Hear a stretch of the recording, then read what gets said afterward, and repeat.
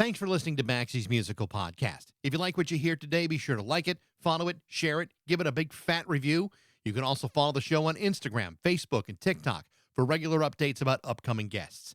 Today, we're brought to you by Metro Chrysler, Dodge, Jeep, and Ram at Chicopee. Stop by their state-of-the-art dealership next to BJ's and Big Y on Memorial Drive, or stop by MetroJeep.com and make it Metro. And then drive home in your new Metro Chrysler, Dodge, Jeep, Ram today.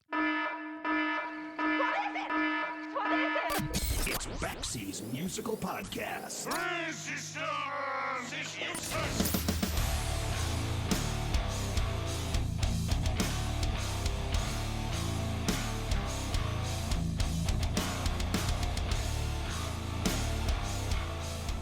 Way back in the olden days of the 1980s, a collective of politically connected Washington housewives banded together to form the Parents Music Resource Center, the PMRC.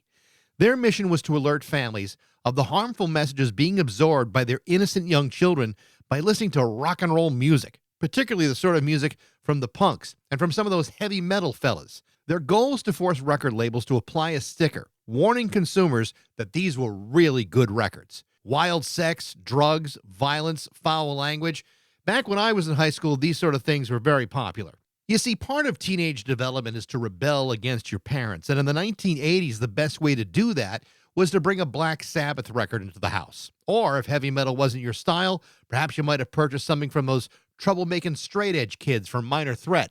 That stuff always caught mom's attention. Now, while the PMRC's intention, I guess, was okay in theory, what it produced instead was a form of censorship that ultimately failed. And in doing so, there was backlash that led to many musical artists to take things one step further. In some cases, many steps further. What some parents failed to accept is that the more they hated the music, the more the kids really wanted to listen to it. And what they really didn't understand was the humor and the satirical content that made it so much damn fun to listen to.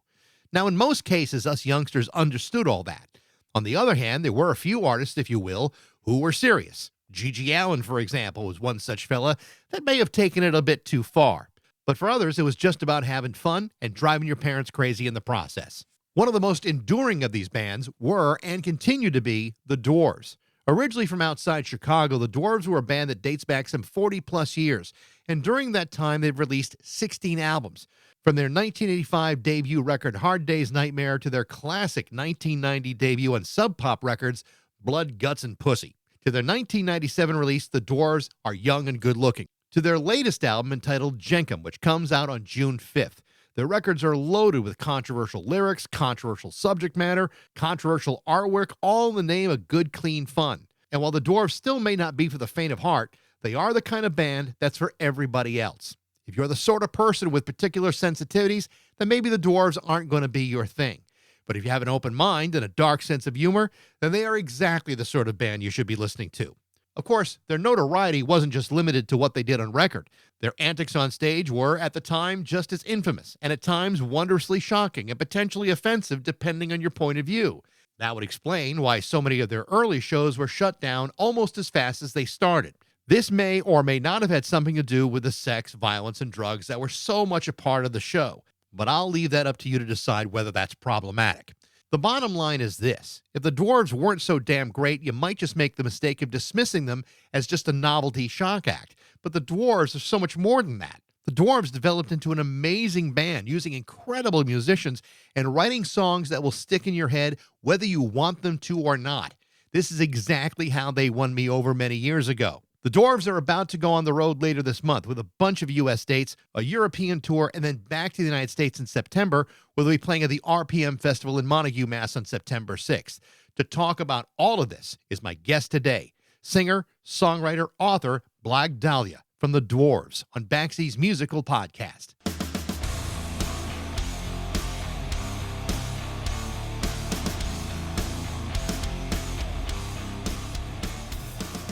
I'm just going to get this out of the way first. I love the Dwarves. I have for a long time. I love the music. I love the new record, Jenkem, which is coming out in June. Right on. But the album cover is maybe the most offensive thing I've ever seen.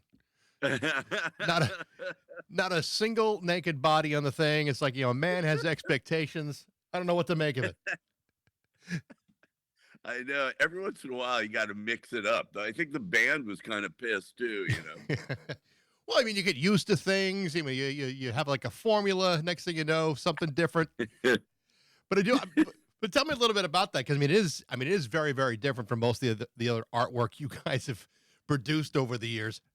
Yeah, I there's a Frank Zappa Mothers of Invention record I always liked a real lot called the Mothers at the Fillmore, and it was made to look like a bootleg from the '70s.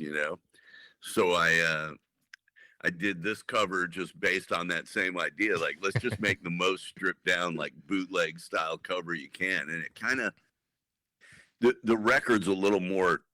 Like that, like this was more of like a record that was like, just knock it out, be Dwarves, old punk rock. Let's not overthink it, because the one before, the concept album and the sort of companion EP called Keep It Real were very high production value things with a lot of different genres and a lot of that kind of approach, and this one was just more gut level, it was just the band in there knocking it out. So yeah, we just did it that way. Well, I have to say, it's it maybe the most breathtaking use of Scotch tape I've ever seen in my life. So good job on that one.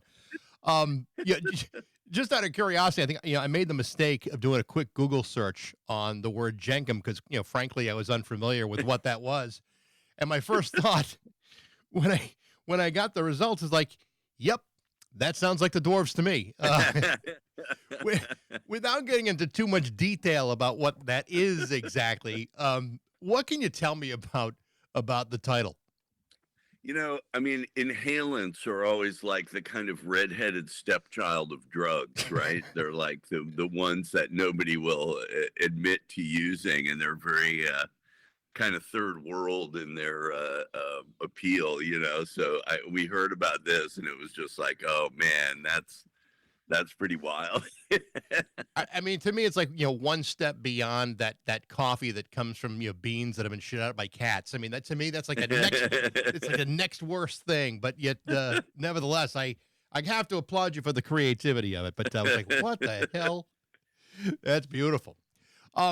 I do want to talk about the earlier days of the band here for a minute, because you're originally from Highland Park, Illinois, which is a suburb of Chicago for people that don't know. But you take a bit of a path around, not just throughout the Chicago area, but at some point you decide, hey, you know what? It might not be working here. There might not be a scene for what we're trying to accomplish here. Tell me, kind of run me through that. What was the idea early on for the Dwarves, and what made you decide to leave town? Yeah, I mean, in a way, it probably would have been better if we stayed, right? Because at the time, Illinois was behind the curve when it came to punk rock and alternative music and whatever. It was not like a haven for it when I started. It was sort of like the Effigies opened every show. There was one punk band, and that was about it. And it was just a pretty limited kind of scene, and Illinois was always very, like, I'm glad I grew up there, because it gives you a sense of what the real world is actually like. It was more like, it's like, I'm in a band, and people would be like, get a job, you fucking fag. Sort of, that was kind of the deal. But yeah, it was like in California, there was like a bunch of people, everybody had an entertainment lawyer, and their parents were pushing them and buying them gear and doing this and that.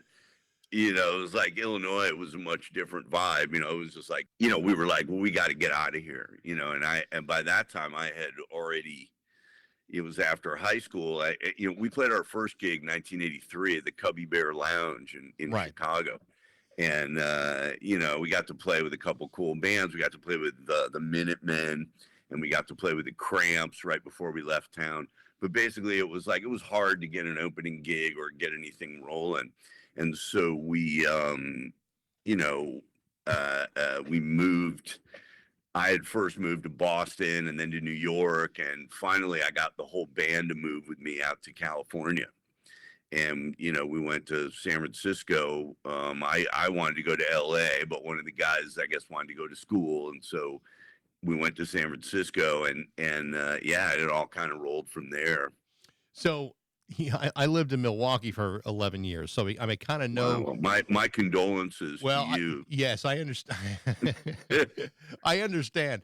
So, but there is something, people kind of think of like this wholesome white bread part of the country, and there are certainly elements of that are true. Yeah. But it's funny because the time, because you and I are exactly the same age. The time frame you're talking about, that didn't seem to be like a real scene until like 2 or 3 years after all of that.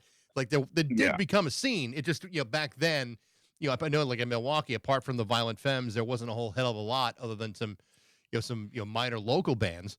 But it did seem to grow as soon as you decided to leave. So I wonder if they were waiting. I wonder if they were waiting for you to go. I mean, a couple years later, a Chicago scene kind of grew then, and all these bands that I had never been familiar with, like Smashing Pumpkins and different things like that, started getting big. But, and even guys who were friends of mine prior to us leaving, like Urge Overkill, wound up getting really big from Pulp Fiction, and, Liz Phair, who I kind of knew her through Material Issue, right, which became like a big kind of pop band, so like some of my friends from Chicago started hitting, and it was like, wow, this is a real city now with bands and shit, and people actually come here and play, but the city that we left in the mid 80s was still kind of like, they were charging, like in a place like Milwaukee or whatever, they'd have some local band and a $3 show. In Chicago, it was always kind of sewed up. Like it was kind of like off-brand New York. So every show was $15, and it would be like, here's a punk band from LA that you've heard of, and here's some openers from, Detroit and Milwaukee and wherever. And it's like, is there nobody from Chicago here on a Chicago show? And it was just like, it was very hostile to punk rock or anything local, anything perceived as local. And that kind of started to change in the 90s, and you got successful bands from there, Liz Phair, Smashing Pumpkins, these different things. But by then we were gone, and I wasn't coming back, So by the time you get to San Francisco, I mean, how much different was that than what you were seeing in Chicago? I mean, did you blend into? Did you blend in all right? No, I mean, so what happened in San Francisco was when we showed up, it was right as, the new glam was coming in. And, basically the big bands, it was all like She's My Cherry Pie and Guns N' Roses and Motley Crue. So LA really ruled rock. And then San Francisco was kind of an off-brand version of that, trying to be that. It was like a bunch of guys who'd started in punk bands, but then been like, oh, you can't make any money doing this. I'm going to be glam now, grow my hair out. When Dwarves came, we were more like a 60s garage band. So there was really no room for us anywhere. And then, that was a time period when you'd have like skinheads going to shows, trying to fight people and all this kind of stuff. And so the Dwarves kind of morphed in a couple of years from like, wait a minute, we're not letting anybody push us around at a fucking show, and we're a punk band too. And it sort of morphed from being like a 60s thing with keyboards. By the time you get to like 88, 89, it's this very kind of stripped down, basic punk approach, which was probably the least popular time to have done that. I mean, there was kind of a post-punk scene with like the Butthole Surfers and these kind of bands that was getting big. And then there was like that kind of funky white guy scene with the Chili Peppers and all that kind of stuff. I mean, nobody was doing 60s garage, and nobody was doing punk for the most part, right? And so it was kind of hard to get anything rolling, but we headed up to Seattle and just happened to catch the first wave of what became like the grunge scene.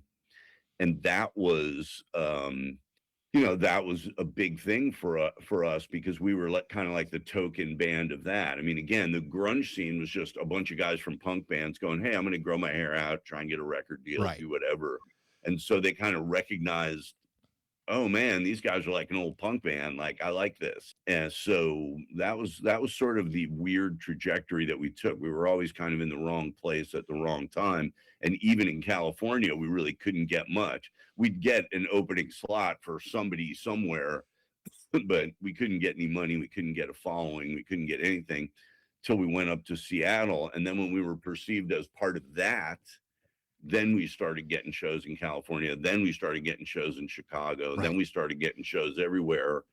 And by the early 90s, we were kind of established, and then it just plummeted again.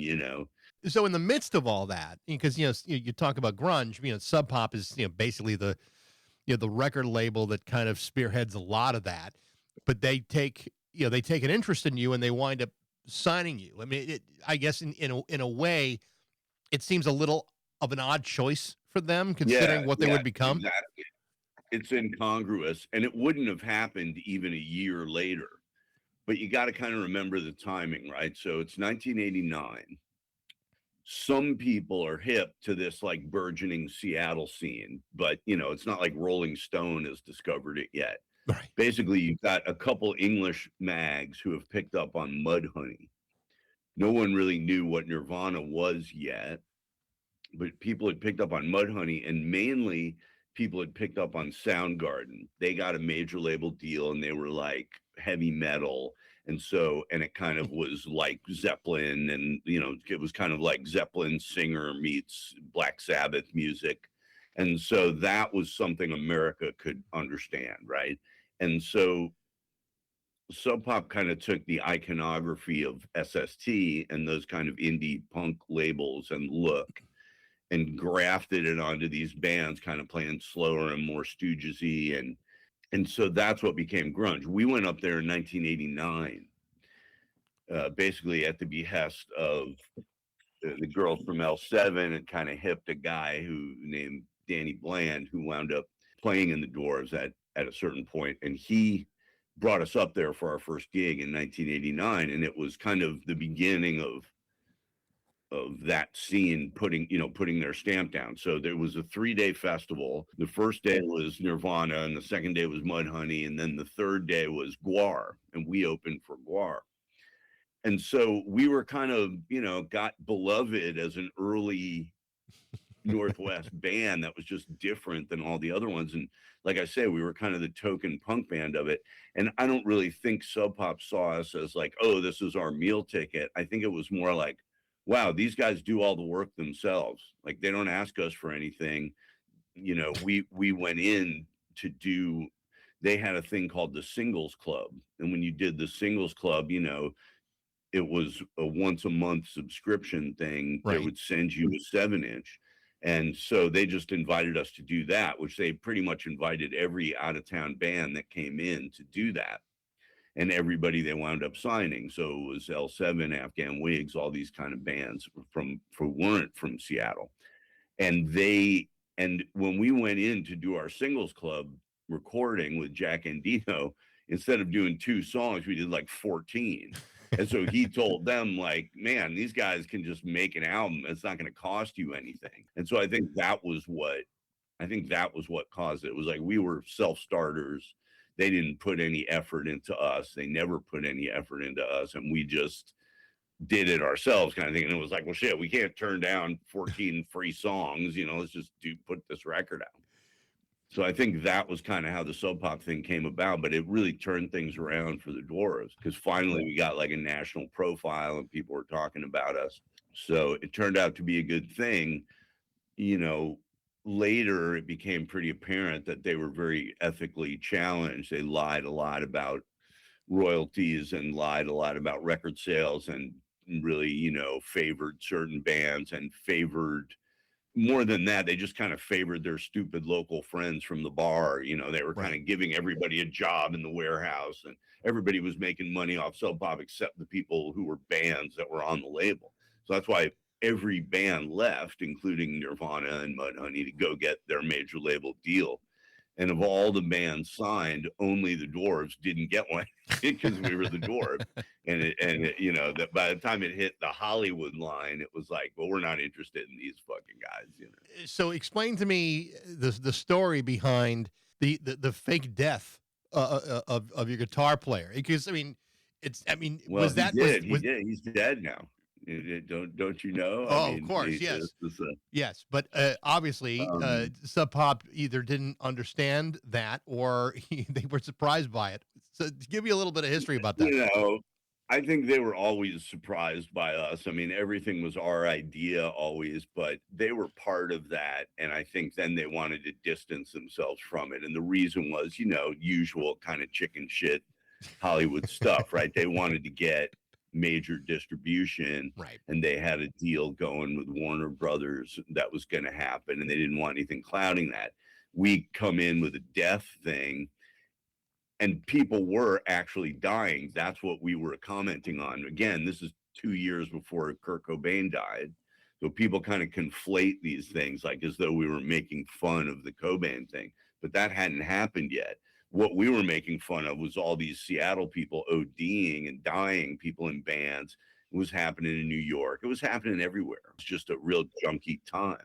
And the Dwarves were kind of making fun of that. And, that was considered like really bad taste to kind of mock all of these people dying. To us, it was like, hey man, you pays your money and takes your choice. It's like you fucking want to shoot dope, you might die, Right. and we might make fun of you, and that's just kind of how it goes, And it's not like Sub Pop didn't realize what they had with you guys. I mean, if there was going to be something that might have gone for the they throat, knew it might about have the been whole that. Yeah, thing. of It was course. just when the blowback started, and it actually did get mentioned in Rolling Stone and Spin and these different places, alternative press.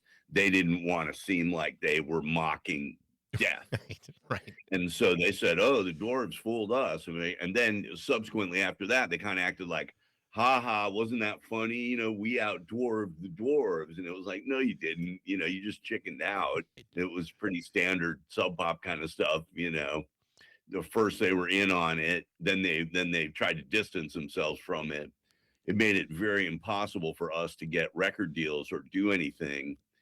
And, and then subsequently, over the years, they just took a lot of our stuff out of print.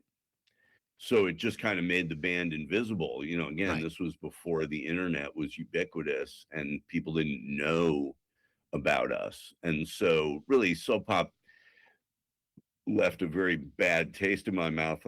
I can't say anything nice about them. I mean, I've been involved with lots of different record labels and had my problems with various ones, but really that's the only one where it's just like, you people just Right. suck dick from the word go. And ultimately I got my records back. And so I was able to put them into print.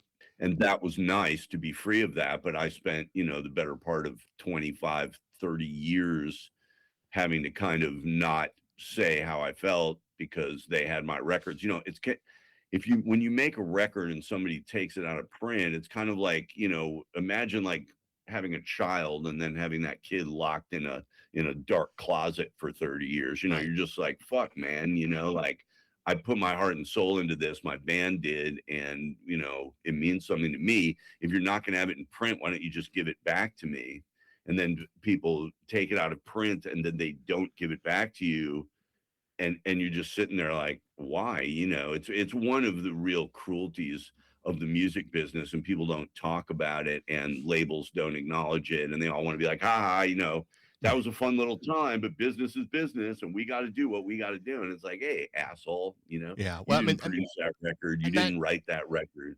And that's not an unusual story. I've heard that from other people. I mean, a good example is, I don't know if Over and over. it would be Jim Skafish. I don't know if you know who Jim Skafish is. Mm-hmm. He's from Chicago. He had a deal with He was in it. IRS, and it took him 40 years to get his music back, and he finally got it and re-released it because it had been all put out of print. Sonny Bono's Copyright Act is what allows you to do that. He really turned out to be the best thing that ever happened to the music industry. And I would say to anybody who's an old guy who has an old record, get your record back. Yeah. You're entitled to it. Between 30 and 35 years, you can apply and get your copyright back. And, I suggest very strongly that bands do that.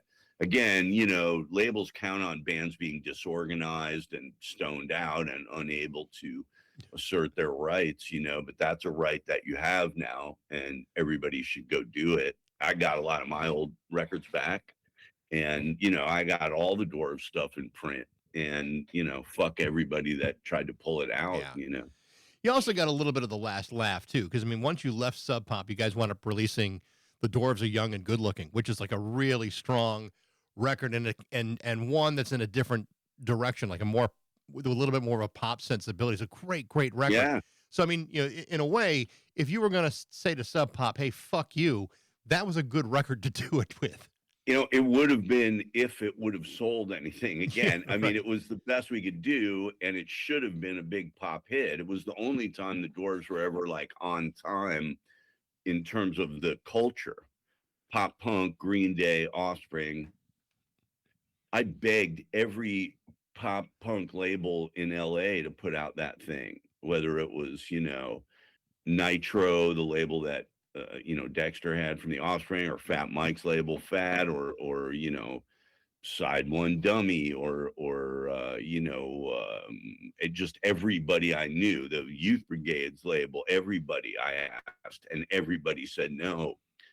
And finally, the third time, Epitaph said yes, and I was able to get it out. And it had come out on a label called Recess, which is a great punk label. And that guy was a friend of mine because I'd produced FYP, and I knew him from there. And so, Recess put it out, and people loved that record. And then I was able to take it to Epitaph, and I thought, okay, this is it, But Epitaph really, and Epitaph was a different story. I mean, they actually paid me.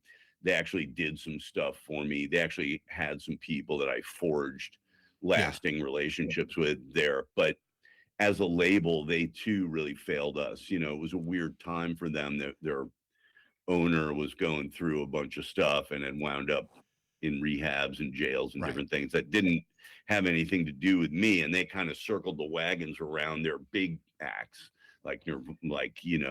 So this was their big acts were like, Bad Religion, No Effects, Pennywise, Offspring. And so the Dwarves just got lost in the shuffle like a lot of other bands did during that period. So that was just kind of bad timing. But really, Young and Good Looking, basically because it was on a track from there, was on the Punkorama comp, wound up being our biggest record, and the one that people from that era like remember. And we were very close with that one. I think if Epitaph would have just followed through on that and made a video and done a couple of things, we would have been good. I think, and I think if people went back and listened to it again, and I strongly urge everybody should be doing that. I mean, you'll hear it. You'll hear how great that record is, how good it sounds, and how it should have been a big hit, especially when you compare it to whatever all the other stuff that was out there at the time. It would have fit in perfectly with all that stuff. Yeah, well, that was when we met Eric Valentine, which again changed my life. I had been waiting to meet somebody who was a great producer, or to get a record deal where they put me in the studio with somebody who was a great producer. With Sub Pop, they said, "Hey, you're going to Butch Vig's studio to make Thank Heaven." After we made Blood Guts, they were like, "Hey, okay, we're going to send you guys to Butch Vig's studio." And I thought, great, Butch Vig, he knows what he's doing. We're going to get a great record, and then we get there and it was like his assistant or something. He was out of town, So with I just lucked into Eric Valentine. He wasn't famous yet. He was just a Northern California local guy. And I went in there with my own engineer who was good, but he had to go and do some bigger stuff. Again, people were always leaving the Dwarves, not because they didn't love us, but just because it was like, hey, I got to go make some money and do something. And so this engineer that I had was going to work on, like, I think it was Foo Fighters, Color in the Shape or something like that. He's like, I got to go. And I'm like, don't leave me here with this guy. I don't know this guy. And it turned out to be Eric Valentine. And after sitting next to him for like 3-4 days, I was like, fuck, this guy's Mozart. I'm attaching myself to him like a barnacle, and I'm never leaving, and Young and Good Looking is very much a band record. It wasn't produced, like, we didn't do pre-production. We didn't do all that shit, but I took a lot of time and care with writing those songs. Yeah.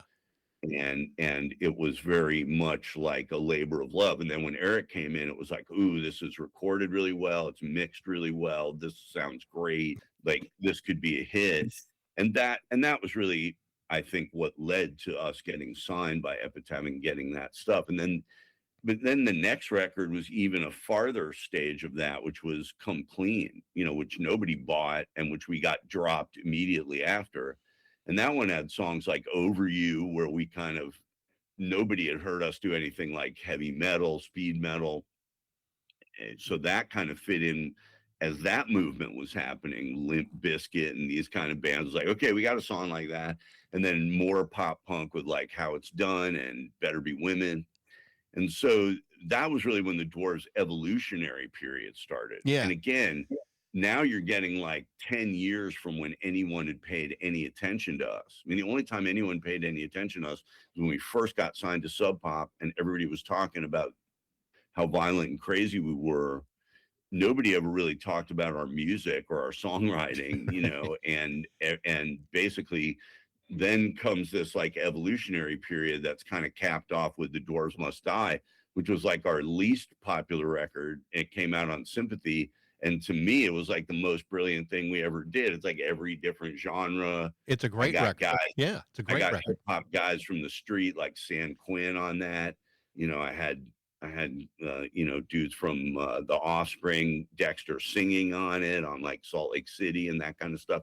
It was sort of a merging of every style. And I thought this time for sure, people are going to get it and this is going to work and we're going to go, and I didn't understand. Like I was, maybe in my late 30s by then, like you ain't getting a record deal again, dude. You're done. Like nobody gives a shit, and that, so from then on, I just pursued like, okay, I know we're making brilliant records and I know I got the best people around me and I'm just going to ignore record labels and I'm just going to do it myself.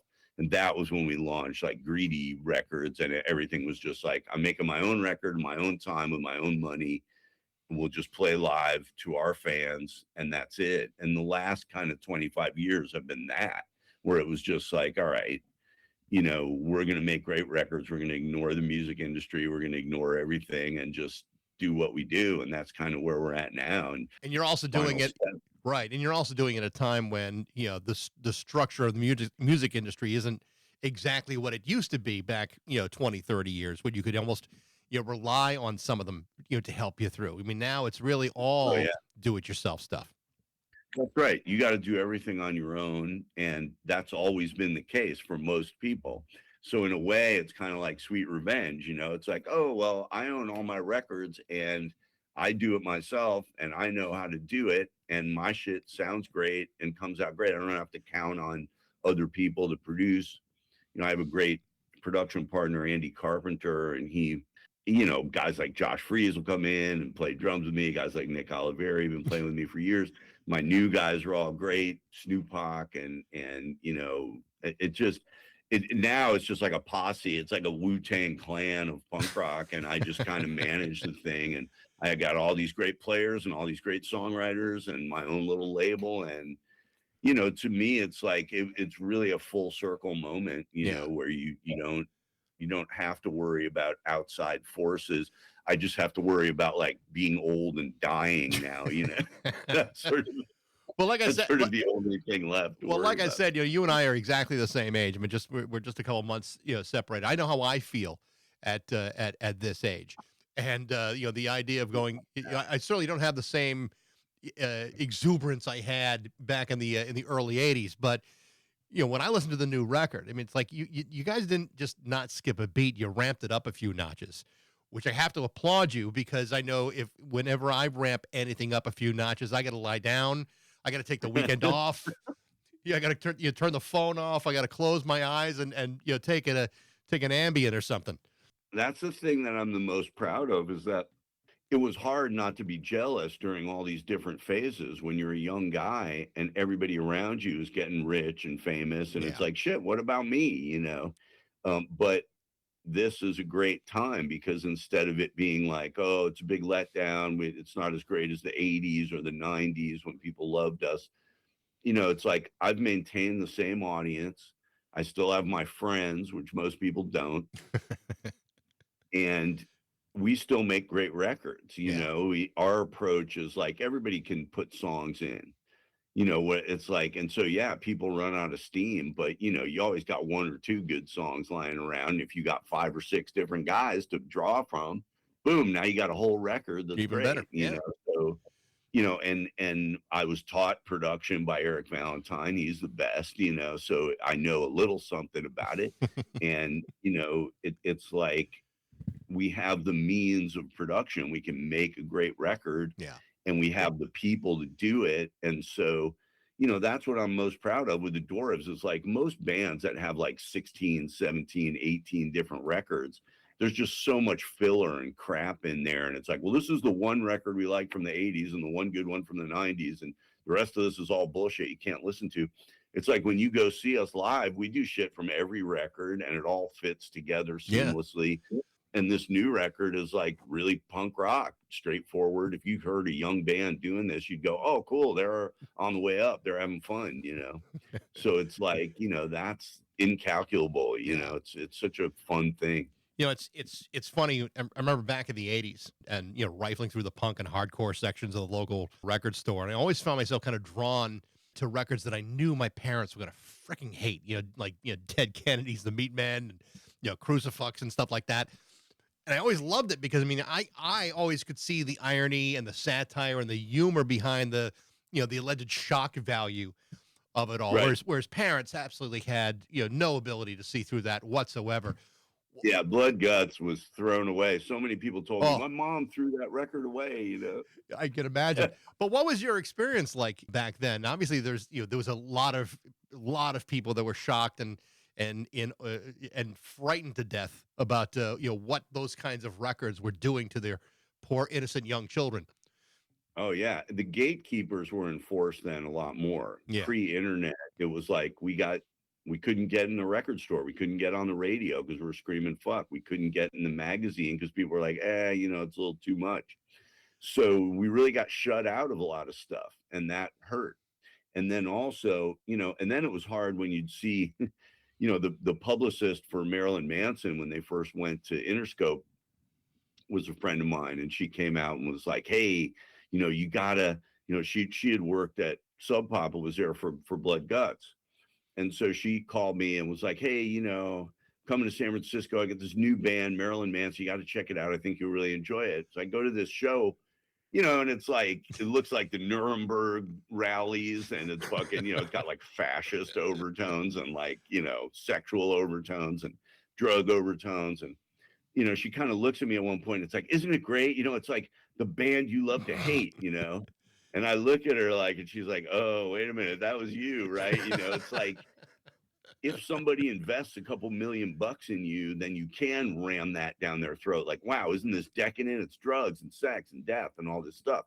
When you do it tongue in cheek with a couple bucks, trying the best you can, it's real easy for people to go, fuck you, just get out of here. You're just some cut rate thing.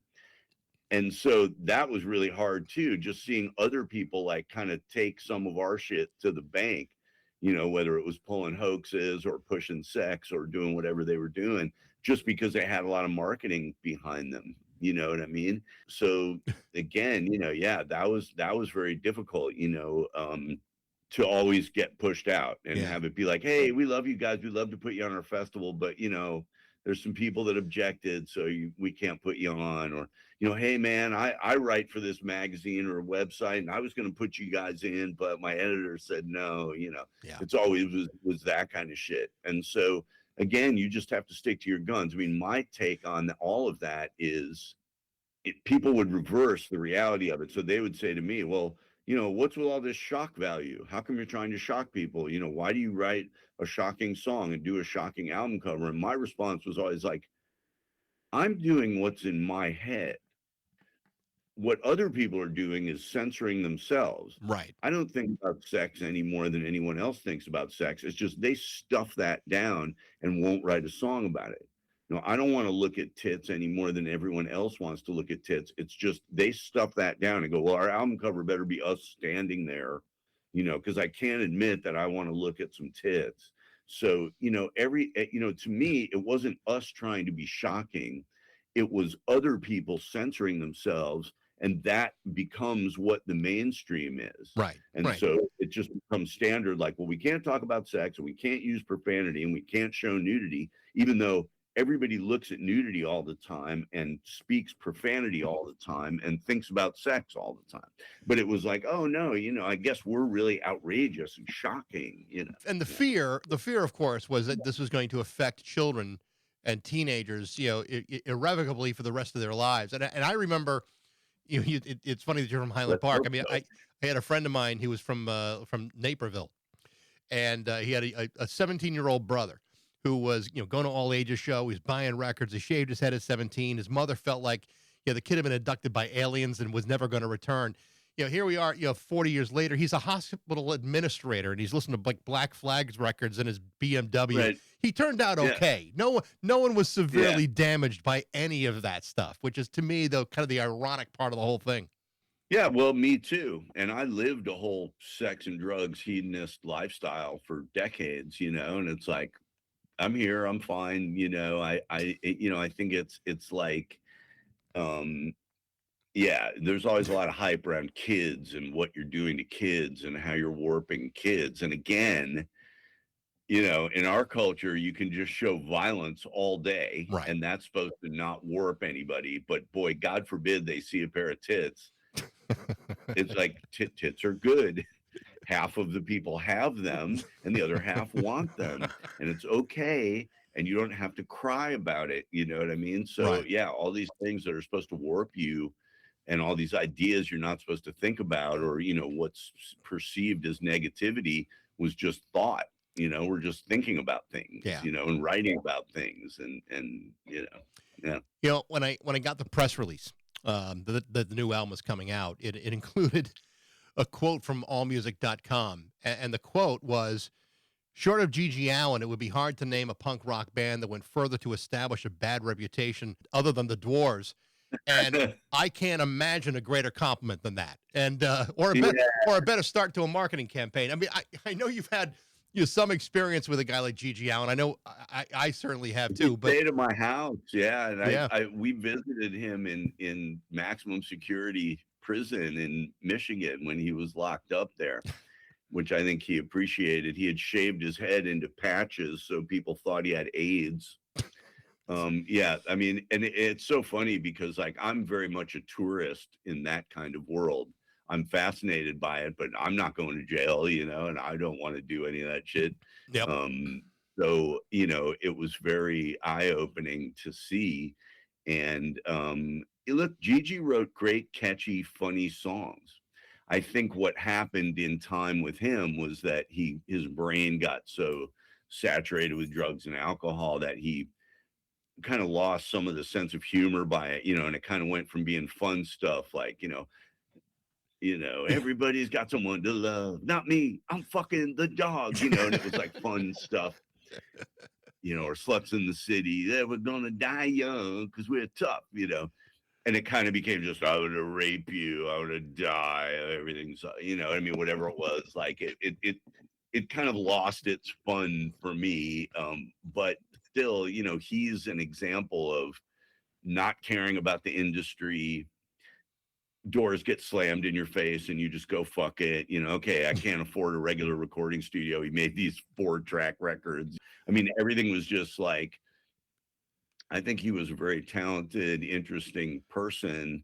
And he started believing his own hype. He was a tortured person, and it's, yeah, I mean, I don't mind being tied in with that. And that's what's so funny. It's like, I want to be tied in with the worst stuff and the best stuff. When you listen to our shit, it's like, oh, this is produced really well. Yeah, I don't want it to sound like shit.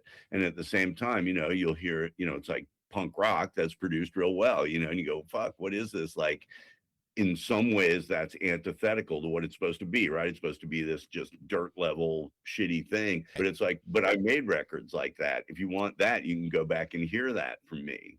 Like, this newer thing doesn't negate that older thing, and in fact, we just try and keep bringing in elements of the old stuff into the new stuff.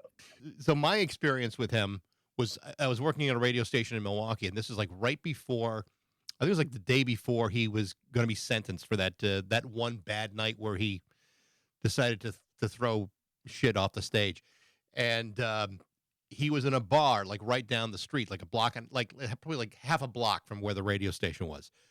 And I was working overnights, and the guy who was on before me went to the bar to have a drink after a show. And there's Gigi Allen sitting at the bar. And the guy I work with, Mark, says, I went up to him. I said, hi, I'm Mark from QFM in Milwaukee. We're like a half a block away from a studio. Would you stop on by for an interview? And he agreed. And as long as he, got a few drinks and some cigarettes, and that was it. And he came up there, and I'm, minding my own business on the air, and all of a sudden, Gigi Allen starts like walking around the building.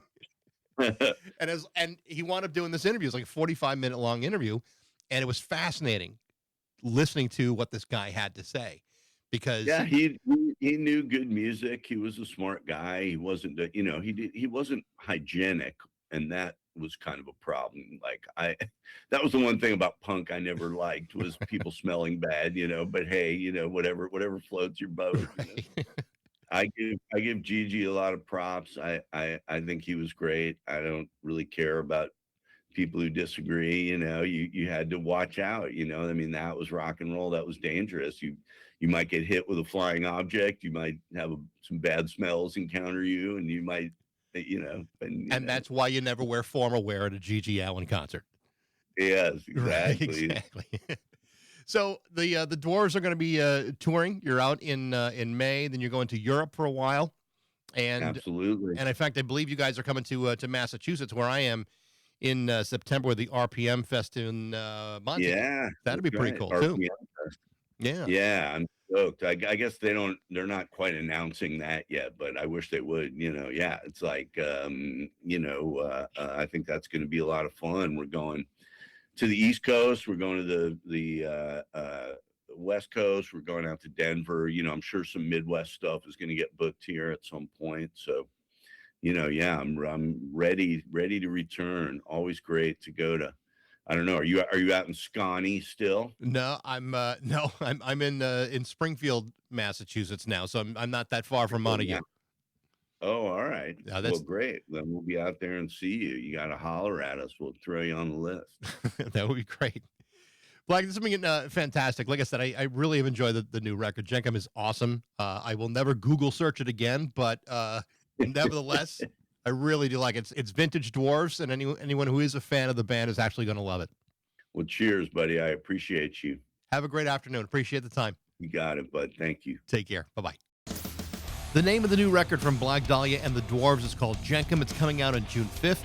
Don't forget, they'll also be playing at the RPM Festival in Montague, Massachusetts during Labor Day weekend. Thanks for listening to Baxie's Musical Podcast. If you like what you heard today, you can always reach out at Bax@rock102.com. I'd love to hear what you think. Thanks to Metro, Chrysler, Dodge, Jeep, and Ram at Chicopee for their support, but most of all, thanks to you for listening to Baxie's Musical Podcast.